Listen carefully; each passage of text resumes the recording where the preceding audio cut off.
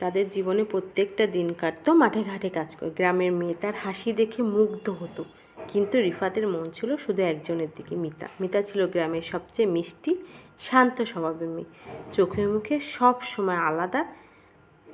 সে রিফাতকে চিনলে কখনো তার সঙ্গে ঠিকমতো কথা বলার সাহস পায়নি। রিফাত সাহস করে কিছু বলতে পারতো না।